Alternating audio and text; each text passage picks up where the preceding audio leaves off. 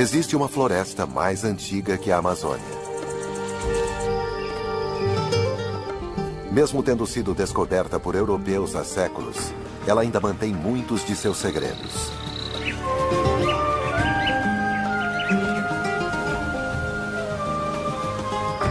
Vários dos animais dessa floresta só existem aqui.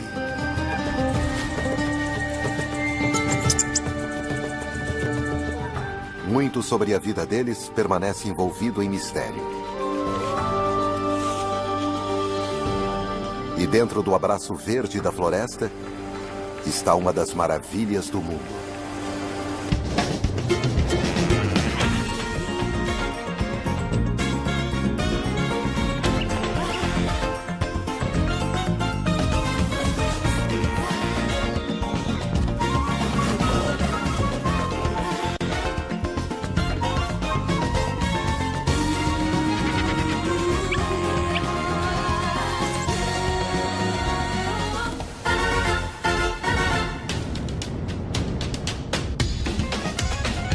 Brasil Selvagem.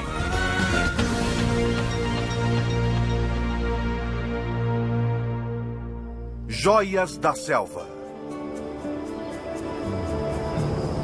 A Mata Atlântica se estende 1000 quilômetros ao longo do litoral do Brasil, do sul temperado do país ao norte tropical.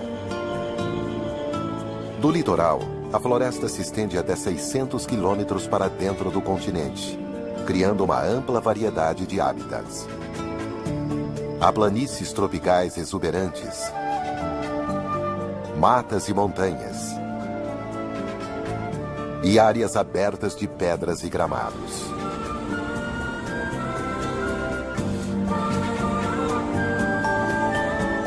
Nos últimos 500 anos, grande parte da Mata Atlântica foi transformada em pasto e terras cultiváveis.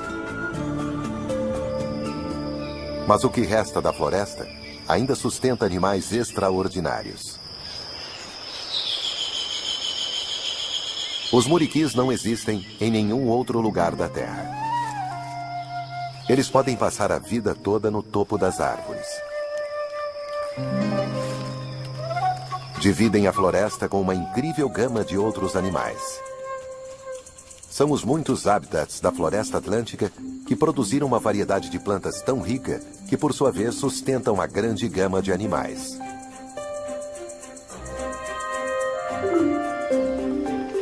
Um caleidoscópio de borboletas.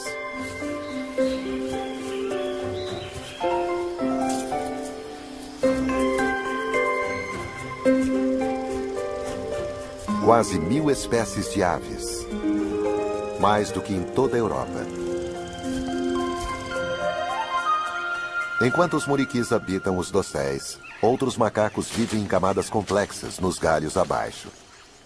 Saguis e caiararas vivem ao lado dos muriquis. Cada um deles adaptado à sua própria parte dessa complexa e diversificada floresta.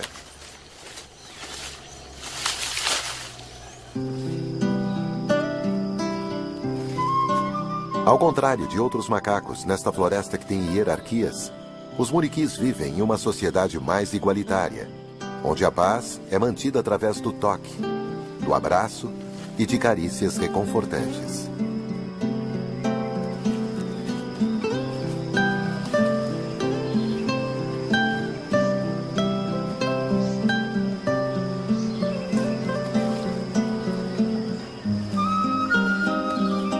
Os macacos vivem em grupos onde os machos geralmente são parentes e irmãos. Formam laços estreitos. Mas o laço mais forte é entre a mãe e seu filhote.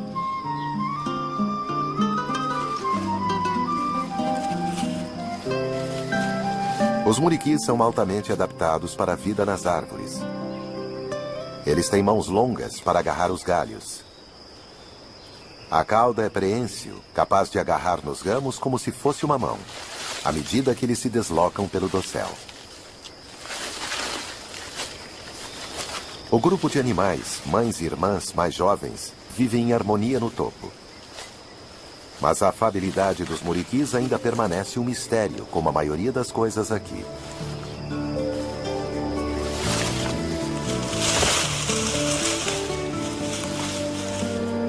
Entretanto, os macacos não são os únicos moradores exóticos da Mata Atlântica.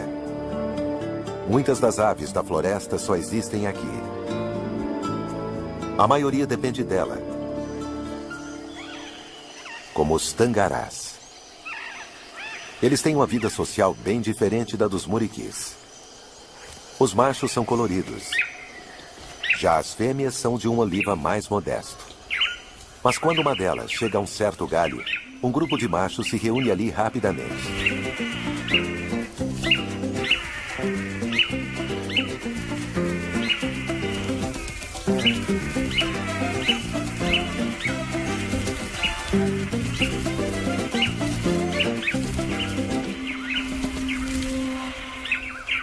Sua exibição não foi boa o suficiente dessa vez.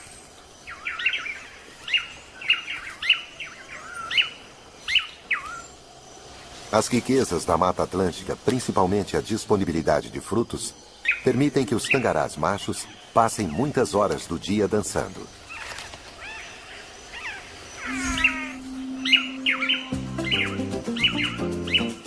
Mesmo sem uma fêmea, os machos locais se reunirão para praticar sua rotina de dança.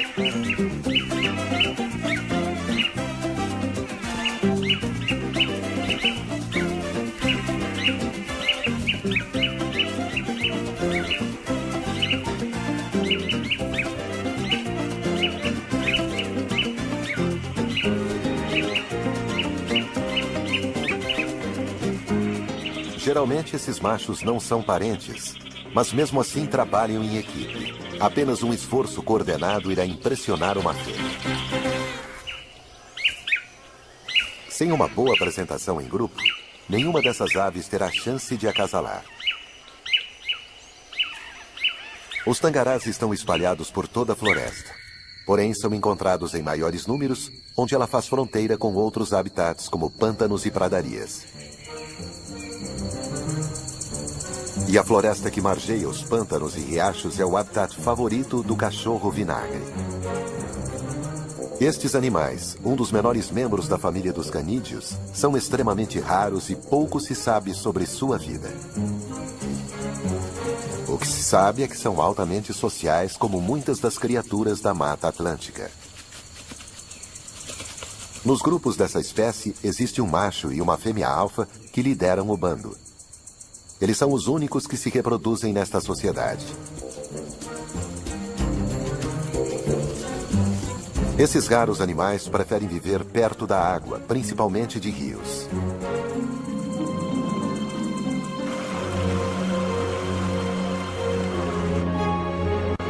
Grande parte da água que flui para o oeste, a partir dos declives florestados, se encontra para formar o Rio Iguaçu.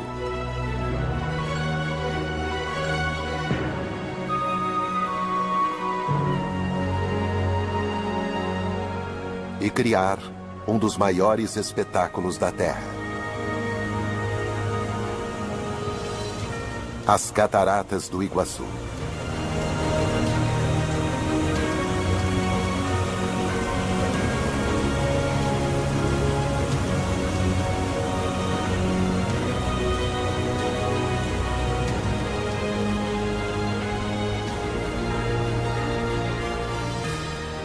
As águas de mais de 6 milhões de hectares, mais de 1.000 toneladas por segundo, despejam sobre as cataratas. As quedas se estendem a quase 3 quilômetros. E em alguns locais a água cai a mais de 80 metros.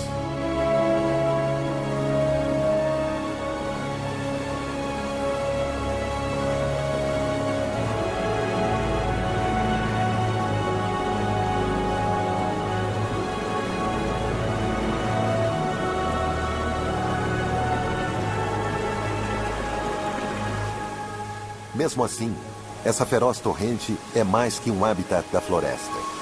Os frágeis taperoçus velhos fizeram dessas quedas d'água o seu lar. Por incrível que pareça, eles voam através das cataratas.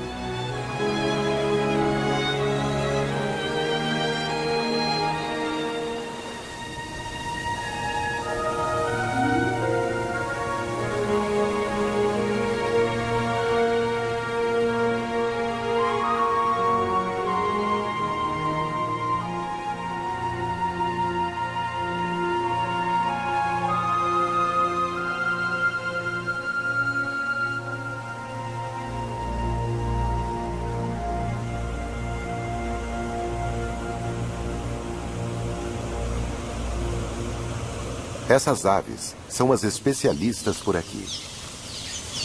Elas se empoleiram nas paredes íngremes ao longo e por trás das quedas.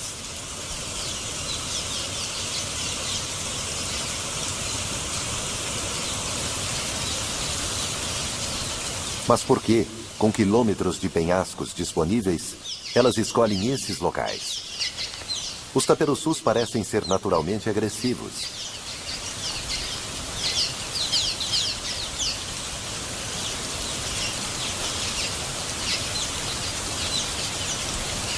Eles atravessam a parede de água e lutam por um espaço nas rochas, porque aqui estarão seguros para passar a noite.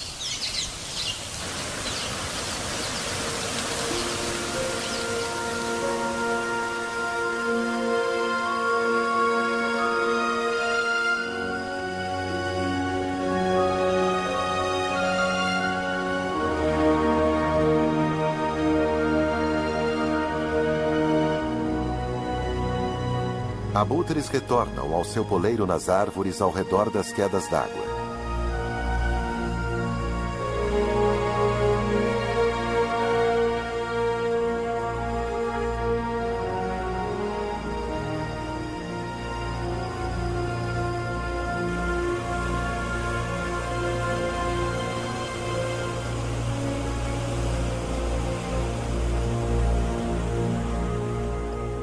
À noite, a floresta não é um local seguro. Assassinos estão à espreita, patrulhando o solo da floresta.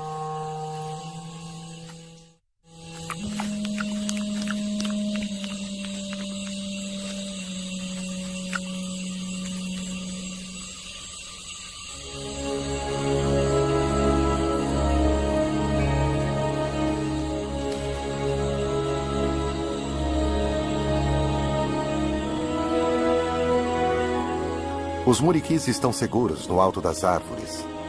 E os taperoçus podem dormir profundamente, abrigados pela cachoeira.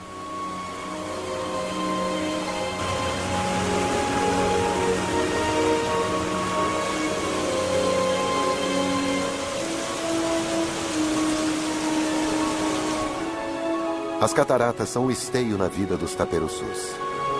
Entretanto, a cada manhã, eles devem deixar a segurança de seu lar.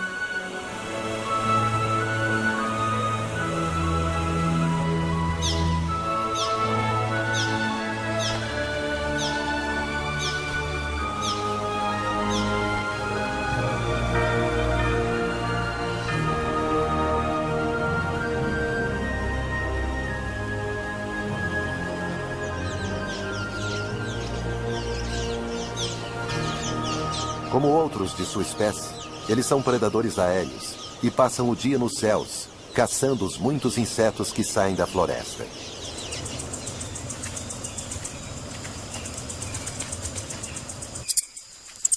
Coatis, parentes dos gacuns, são encontrados em toda a Mata Atlântica.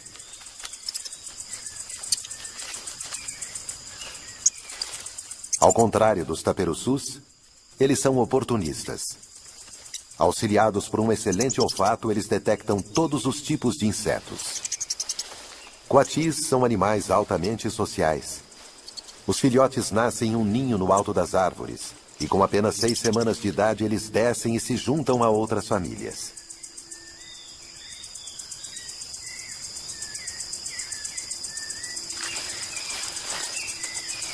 Há várias mães, e todas ficam de olho em todos os filhotes.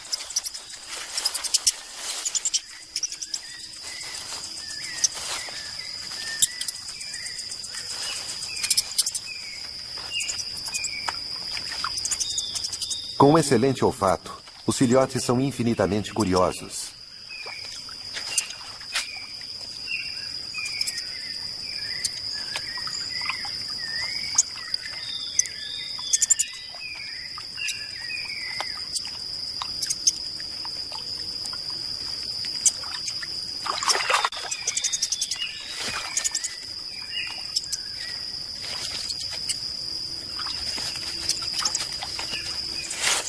Nesse grupo, os adultos são todos fêmeas.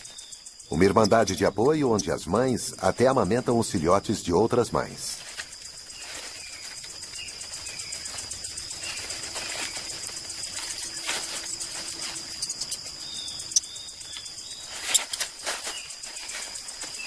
Coatis são animais espertos, mas os filhotes ainda têm muito o que aprender, incluindo o que é comida e o que não é.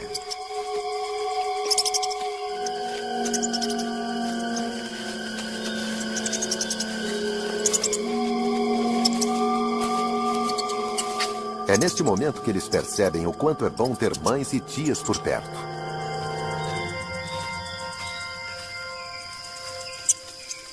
Os coatis podem viver lado a lado com os tangarás, mas na verdade eles habitam mundos diferentes. Enquanto os coatis passam a maior parte do tempo procurando alimento, os tangarás ficam livres para os treinos. É o momento da verdade. Uma fêmea chegou. Existe uma rígida hierarquia entre os tangarás. E o macho alfa é geralmente a ave mais velha. Só ele tem a chance de acasalar. Os outros só ajudam na exibição.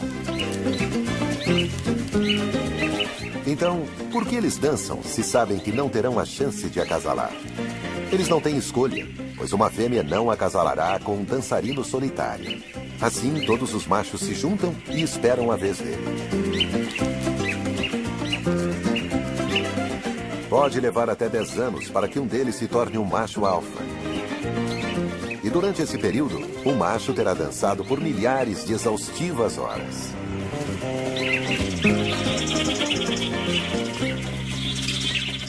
O macho alfa termina a apresentação. Os outros se curvam e ele vai para o poleiro de acasalamento.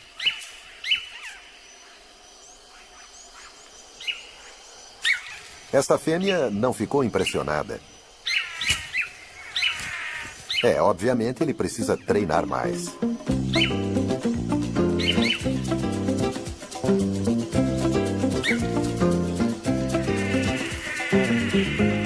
É hora de voltar ao treino.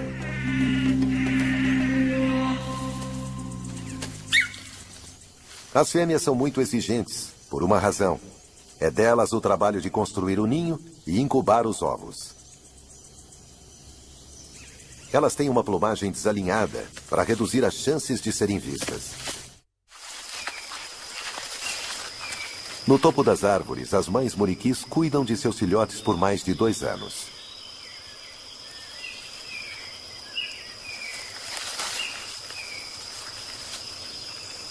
Esses macacos são tão especializados que não têm necessidade de sair desse dossel. Aqui eles têm tudo o que precisam. Há folhas e frutas.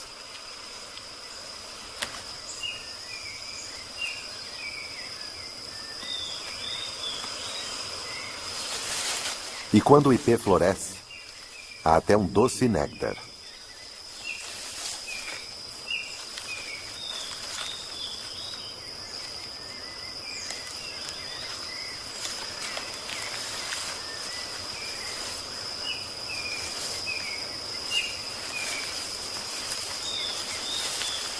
Os muriquis podem ser criaturas gentis, mas não do ponto de vista de uma planta. Suas flores são destruídas.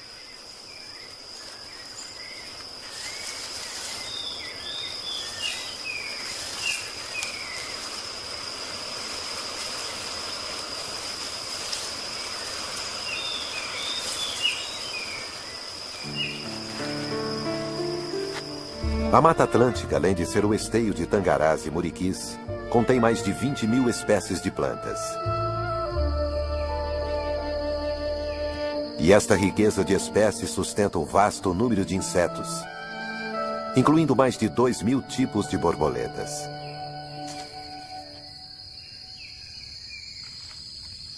Os iridescentes machos da espécie conhecida como borboleta azul patrulharão os riachos, tentando afastar outros machos e atrair uma fêmea. Sais minerais podem não ser tão abundantes nas florestas tropicais, mas são essenciais para o crescimento. Por isso, várias espécies de borboletas se reúnem nas poças que evaporam ao longo dos rios.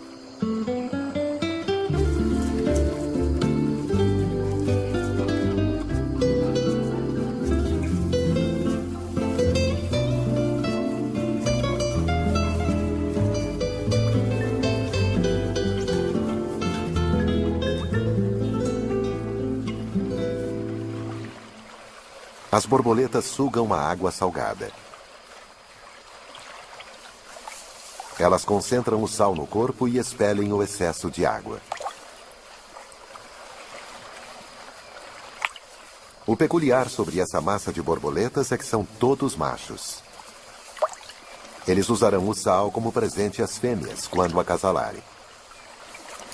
O sal é importante para o desenvolvimento correto dos ovos. Mas o mistério é, por que algumas poucas fêmeas vão em busca do sal elas mesmas?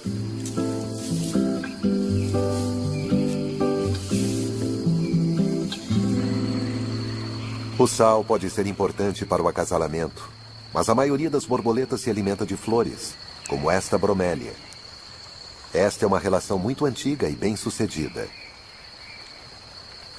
A borboleta transporta o pólen da planta e, como recompensa, recebe o seu néctar. Mas as borboletas têm uma fraqueza como mensageiras. Elas são voadoras delicadas. Quando está nublado ou chovendo, elas têm que se abrigar. Mas como a maior parte da Mata Atlântica é constituída por floresta tropical, isso se tornou um problema para as plantas. Um novo mensageiro era necessário. Beija-flores. Eles são animais de sangue quente e conseguem voar sob as piores tempestades.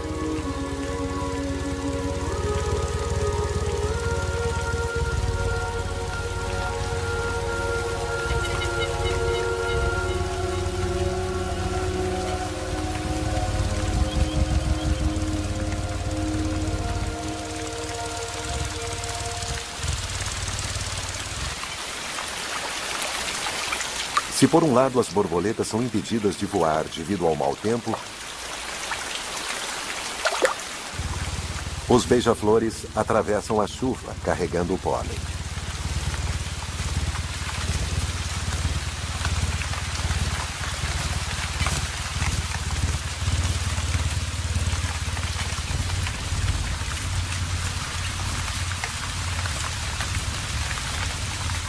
A combinação do pólen e do néctar açucarado significa que as penas das aves podem ficar grudentas.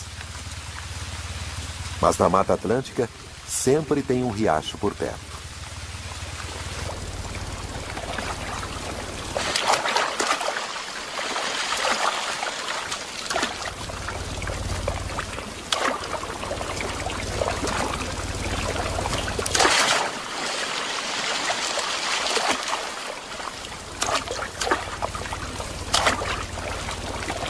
Os muitos beija-flores que vivem na floresta não se detêm pela chuva frequente.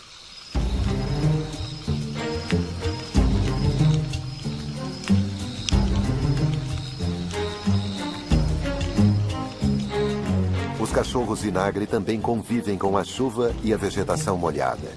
Na verdade, eles são quase anfíbios, com pequenas membranas entre os dedos que os ajudam a se mover no solo úmido e fofo.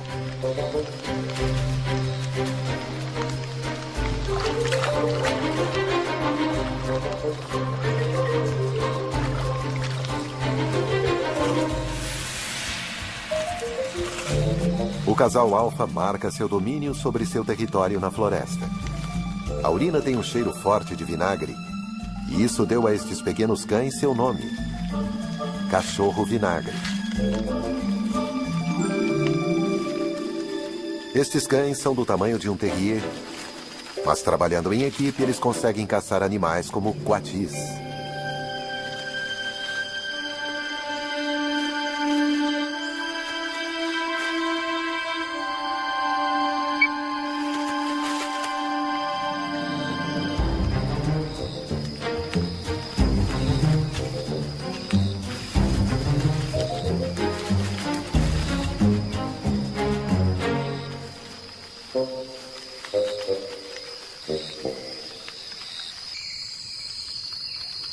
Os coatis estão a salvo dos cachorros vinagre desde que permaneçam nas árvores. E há alimento aqui entre as bromélias.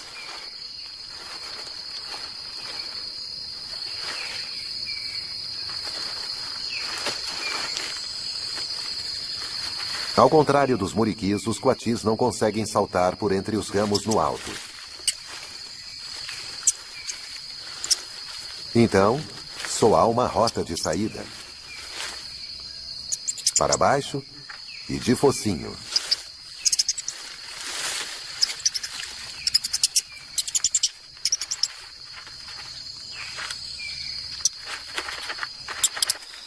Agora sim, eles estão em perigo.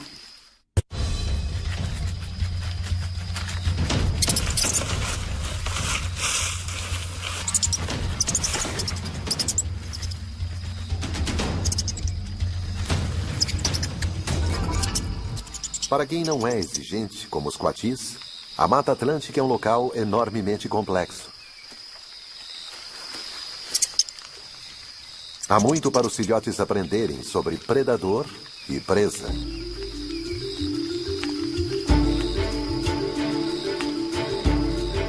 Os muitos riachos e rios são estradas tanto para os coatis quanto para os cachorros vinagre.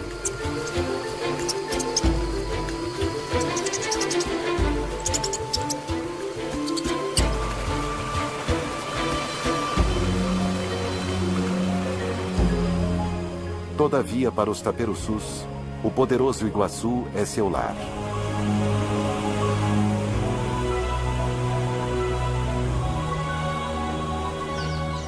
Pois eles não fazem apenas seus poleiros por trás da parede de água. Eles fazem seus ninhos ali também. As bordas estreitas estão em grande demanda e os taperoçus poderão usar o mesmo ninho ano após ano, o que significa que novos casais são forçados a usar locais menos adequados. Algumas aves jovens parecem ter dificuldade com o básico do acasalamento. As aves mais velhas têm o benefício da experiência, mas até uma variação pode ser agressiva para essas aves.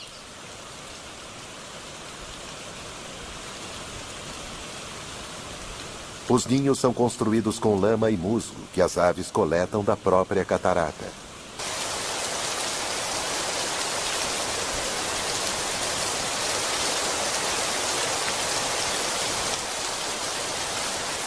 A construção de um ninho é um negócio complicado, e para as aves inexperientes as coisas podem tomar um rumo totalmente errado.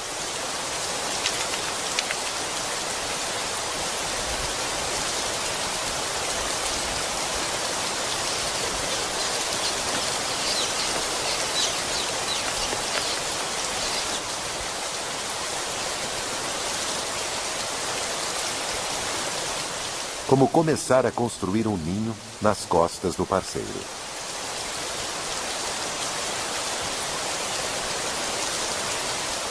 Enquanto alguns taperoçus têm dificuldades para construir seu ninho, esse negócio está indo muito bem em outra parte.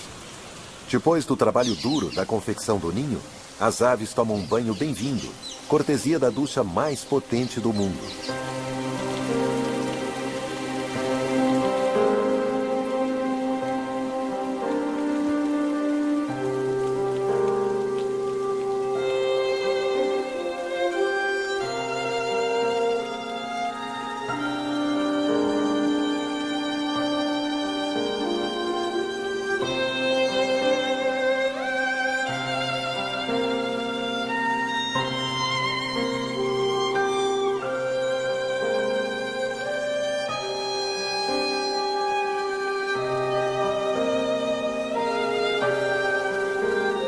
Com as penas limpas, os taperoçus levantam voo em busca de mais insetos.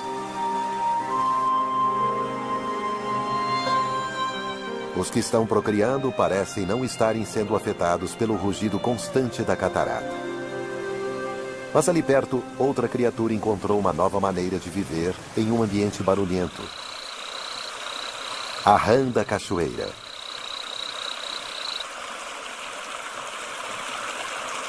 Como a maioria das rãs, o macho canta para atrair uma parceira. Mas quando seu canto fica abafado, o macho tem outra maneira de atraí-la. Se você não pode ser ouvido, talvez uma pequena dança possa funcionar.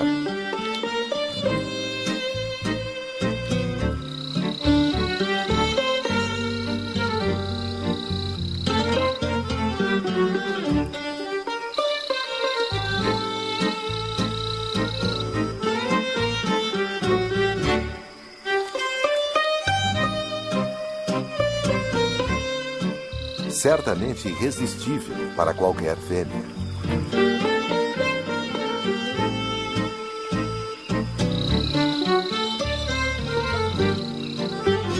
O movimento com as pernas é uma ótima maneira de atrair atenção para si mesmo.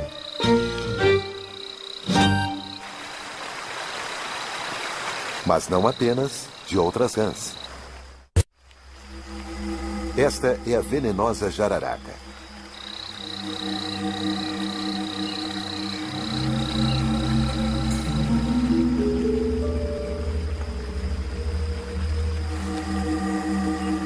Se a serpente chegar perto demais, essa rã terá que usar as pernas de uma maneira mais convencional.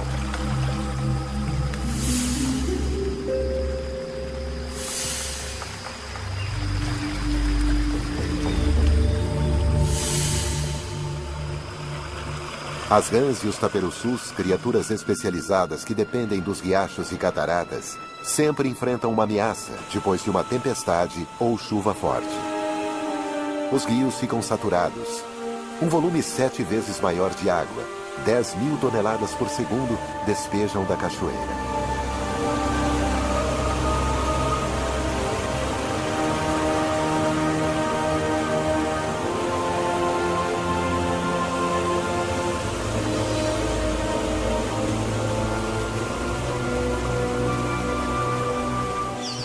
Agora, a localização do ninho se torna importante.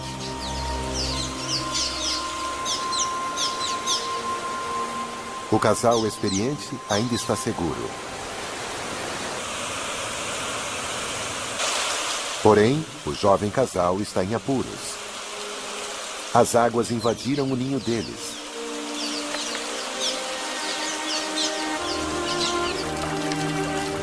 Tudo foi perdido.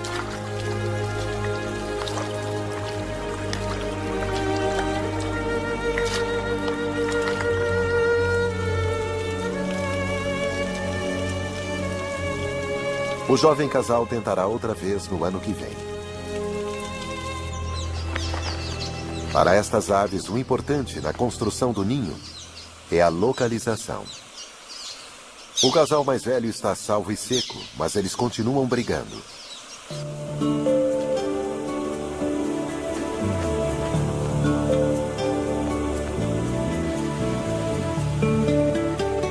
Os taperoçus dependem das cataratas e da floresta ao redor dela.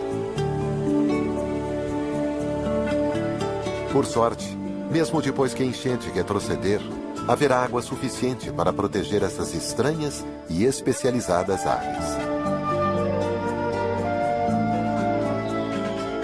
A fonte de toda essa água é a floresta montanhosa, o lar dos muriquis.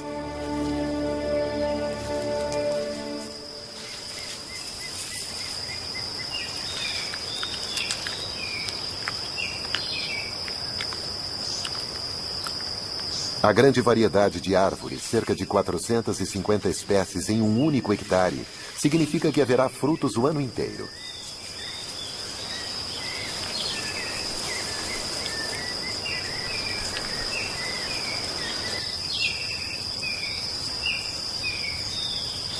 Os muriquis estão a salvo em sua fortaleza no topo das árvores, mas a presença de uma onça é causa de preocupação. Onças escalam muito bem,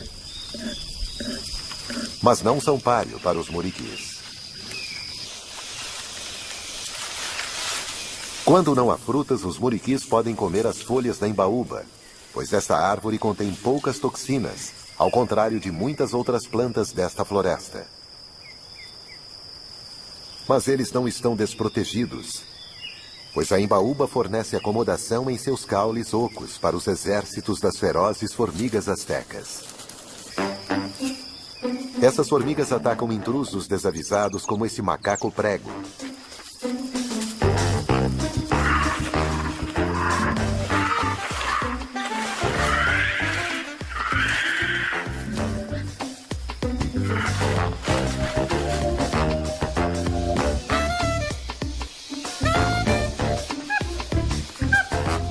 Ele pagou um preço terrível por seu lanche.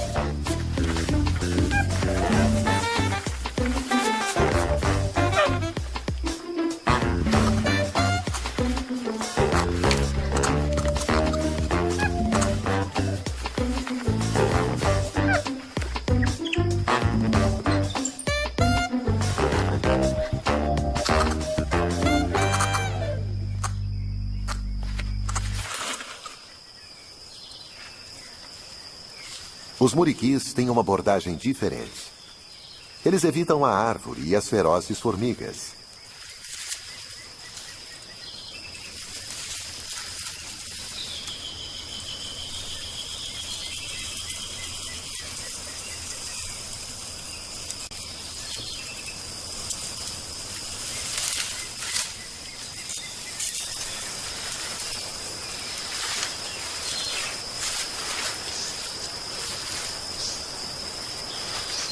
A técnica é a prova de tolos. Quase. Os muriquis estão tão à vontade no dossel que encontram até água aqui. Algumas folhas agem como uma esponja.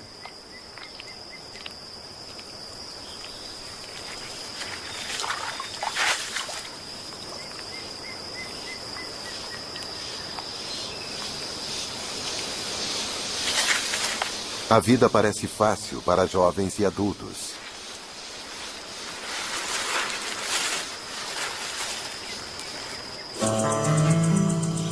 Normalmente noturna, essa aranha armadeira é um sério perigo, pois é a espécie mais venenosa do mundo.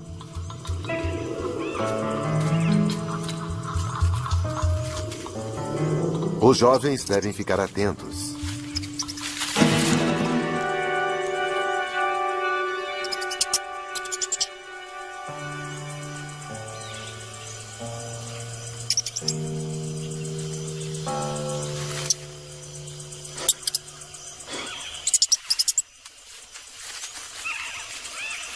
Estes filhotes aprenderam outra lição importante. É melhor não mexer com algumas coisas nesta pilha de folhas.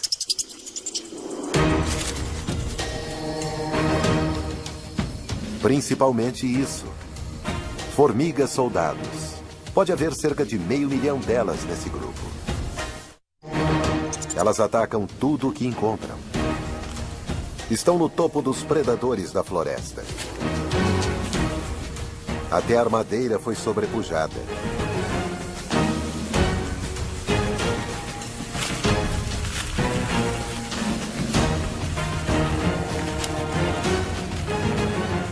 Animais muito maiores do que as formigas são atacados e desmembrados.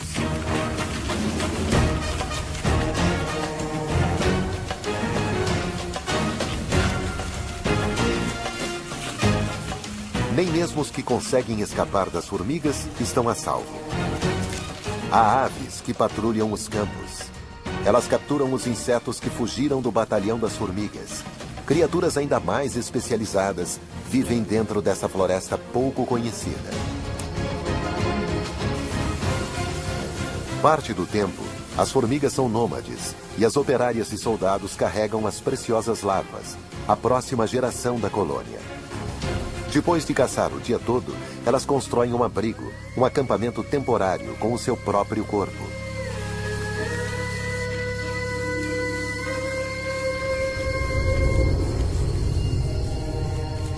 Este será seu abrigo durante a noite. As larvas estão seguras dentro das paredes vivas.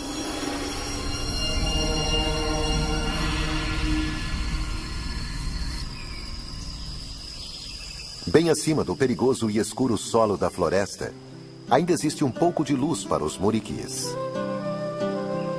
Mas eles também já estão se preparando para passar a noite.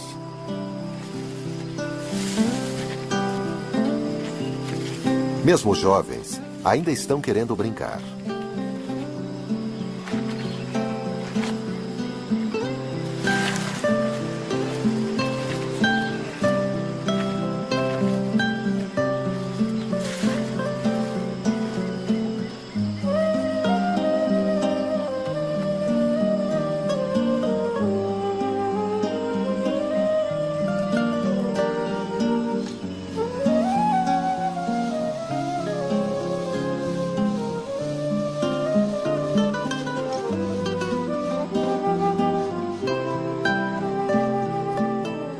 À noite, a floresta é um lugar muito diferente.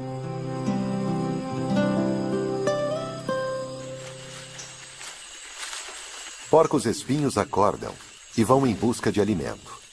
Pouco se sabe sobre essas criaturas misteriosas.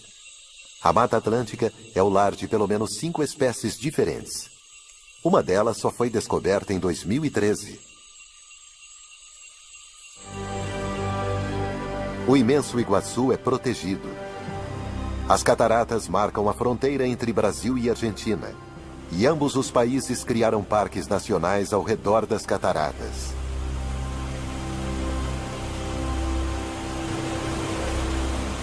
Para a sorte dos taperoçus, os parques são protegidos por milhares de hectares de floresta, onde eles ainda podem caçar insetos para seus filhotes.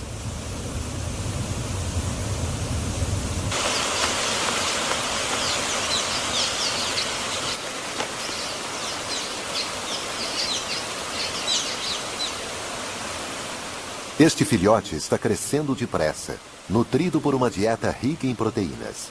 À medida que vai chegando a hora de partir, de se aventurar voando através das cataratas em direção ao mundo desconhecido, o filhote sai do ninho e se agarra a uma rocha próxima ao longo de outros de sua idade.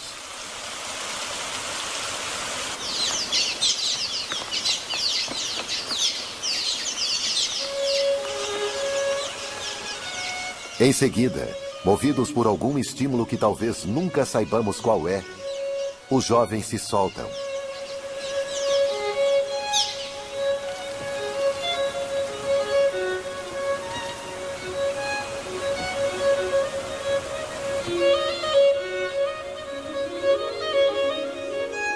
O instinto os impele. E em um instante, eles se transformam em criaturas dos ares.